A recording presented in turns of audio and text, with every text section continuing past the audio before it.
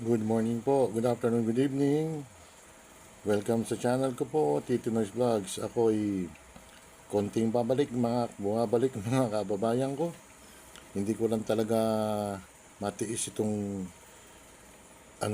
grabe itong gobyerno to mga kababayan ko. Ibang klase na talaga. Wala na. Marami ng mga gustong mamuhunan dito na may dumaan na tricycle kasi nasa garahe ako. Ayan. Wala nang wala nang kumpiyansa mga kababayan ko ang mga gustong mamuhunan sa Pilipinas kasi talamak talaga ang korupsyon mga kababayan ko. Tapos, itong gobyerno to, alam niyo, mga nananakot, pag hindi ka kumampi, kakasuhan ka, o katulad nitong dalawang hudas na to, si Chis Escudero at saka si Joey Villanueva, naintindihan ko naman sila kasi, natakot sila, baka ipakulong sila. Kakasuhan, ipakukulong. Si Chingoy, mga babayan ko, nanindigan. Talagang hindi siya nagpatakot. Nagpakulong siya mga kababayan ko. Kaya, ito na po yung balita. Sandali lang ha. Tingnan natin yung mga balita dahil sa yung ekonomiya natin. Medyo, alam niyo ba mga babayan ko, ang trust rating ng Pangulo ngayon? Negative 13. Dahil dito sa corruption mga babayan ko, wala nang gustong mamuhunan. Meron tayong karugtong nito, yung nagbaha na naman po. Sandali lang. Ang investor ang umatras dahil sa takot at kawalan ng tiwala sa gobyerno. Bunsod ng talamak na korupsyon ayon sa isang dating opisyal ng Bangko Sentral ng Pilipinas. Si Jason Rubrico magbabalita. Sa gitna ng mga isyu ng korupsyon at manumalyang flood control projects, marami ng investor ang nagdesisyong umatras sa Pilipinas. Ayon kay Cora Guidote, dating head ng Investors Relation Office ng Sasabihin na naman yung spokesperson na sa Malacanang, yung utang ay sabaw. Pero gusto ko pa rin siya naandun. Tago natin sa pangalan si Auntie Claire, mga babayan ko. Fake news daw. Sasabihin sigurado yung fake news daw. Salamat kay Claire Castro na andyan pa rin siya sa Malacanang. Siya ang dahilan kaya bumaba ang ratings ng Pangulo. Bangko Sentral ng Pilipinas, patuloy na lumiliit ang tiwala ng mga negosyante dahil sa laganap na korupsyon sa pamahalaan. Marami na nag-pull out. Ay? Actually, kasi nga, kumababa ang business confidence. At saka, corruption scares away investors. Bakit? Kasi it increases the cost of business. Siyempre, manghihingi ng lagay yung mga people that they deal with in government. If I'm an investor, asan ang ROI ko? Asan ang return on investment ko? Wala, di ba? So, I would rather invest in other countries where I can make more money and it will be easier for me to do business in those countries. Ayon kay Guidote, sa nakalipas na 3 taon, nagnegatibo ang net foreign direct investment sa bansa. Alam niyo mga babayan ko, parang ungusan na tayo ng Cambodia eh. Vietnam talaga, tambak tayo mga kababayan ko. Baka mauna pa tayo ng Myanmar eh. Napakaliit na bansa yan sa ASEAN, mga babayan ko, sa Asia. Myanmar ha. Mas malaki pa ata Quezon City dyan mga kababayan ko. Pero yung pamamalakad ng gobyerno mga babayan ko, bulok. Wala siyang pakialam. Yung Pangulo natin hindi nakikinig. Pag binira mo naman ang husto, kakasuhan ka. O asa na yung free expression dito mga kababayan ko? Wala. Ibig sabihin, mas maraming kapital ang lumalabas kaysa pumapasok. Pag walang masyadong nag-invest, wala rin masyadong trabaho. So pag walang trabaho yung mga tao, there's a higher incidence of poverty. Dagdag pa niya, hindi lang sa mga flood control project at Department of Public Works and Grabe. Highways umiikot ang isyu ng korupsyon, kundi laganap din aniya ito sa iba't ibang ahensya ng gobyerno.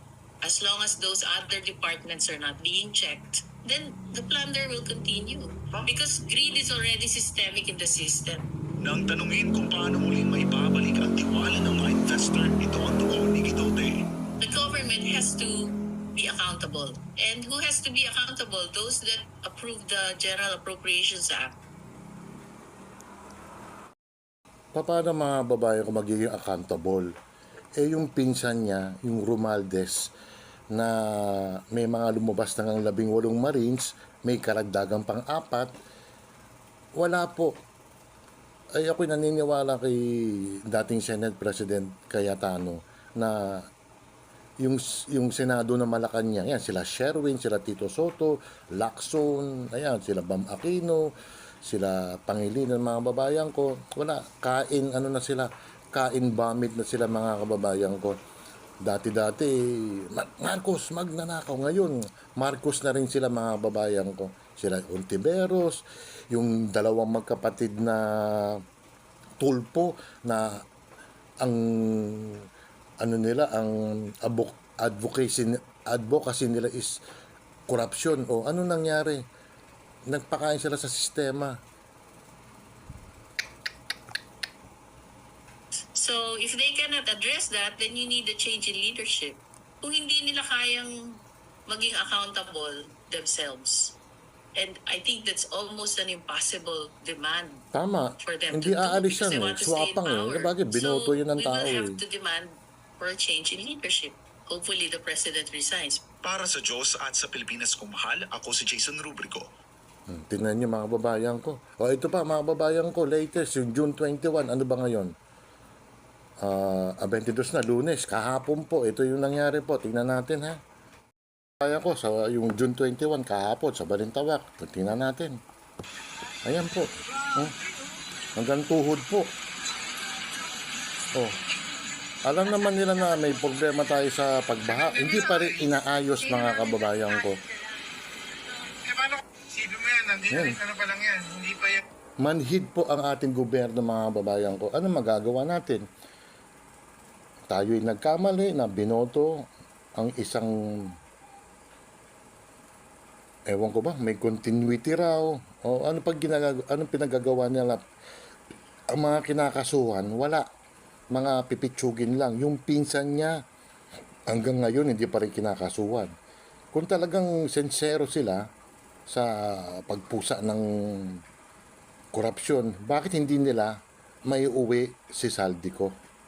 O, yung 18 Marino plus 4 pa. Mga nagsisinungaling ba yan? O, yung nangyaring dapat may Blue Ribbon Committee isang araw, hindi natuloy. Nag-press conference na lang. Tapos yung mga tutan ni Marcos, o syempre denied to death sila, mga kababayan ko.